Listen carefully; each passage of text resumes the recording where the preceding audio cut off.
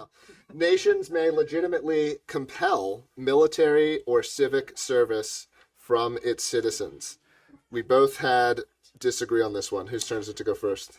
Go ahead. So I'm close on this one because I think if you accept taxation or some form of it for national defense, taxation already is conscription. It's conscription of labor. These are very adjacent kinds of concepts.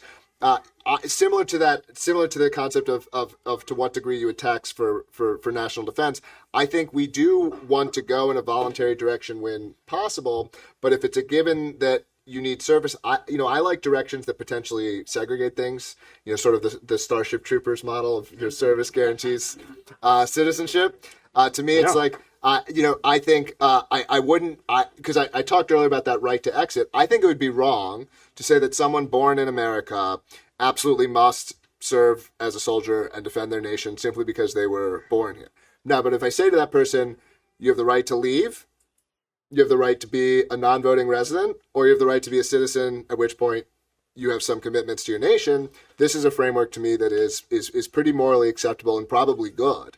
Yeah, well, Vivek Ramaswamy actually said that himself, and he got jumped on because he says he thinks there should potentially be some kind of a national service, and if that means that you're picking up garbage in a park or something like that, then so be it. And but is it optional or not? To me that's a lot of times when people say this, they don't mean optional. And to me, it's like I think it's all about the question is like, is it an existential question? I think if you're fighting for your actual existence, probably it's good.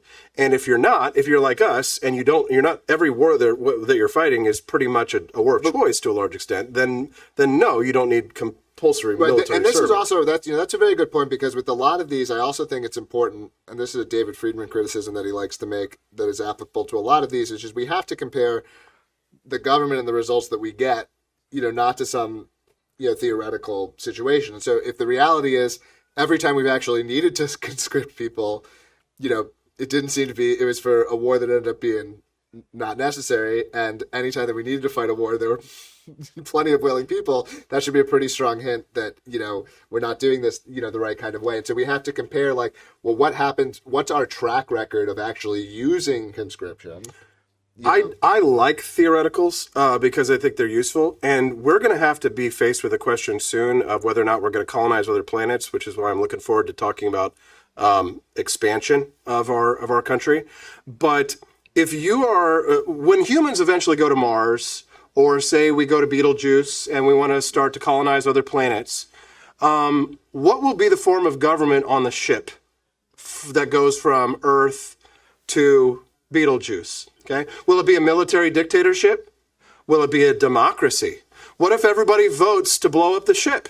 Okay. Right. So underneath that theoretical scenario, will there be a compulsory service? Yeah.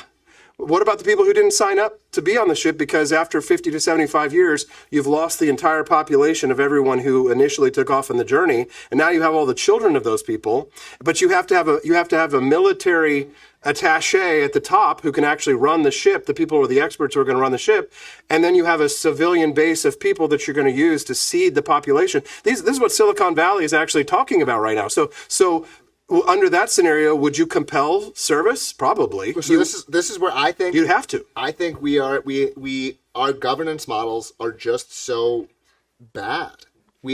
Governance is just so underexplored because nations have been this sort of oligarchy that don't allow competition. There's been no innovation in the design of how human groups govern themselves in such a long time.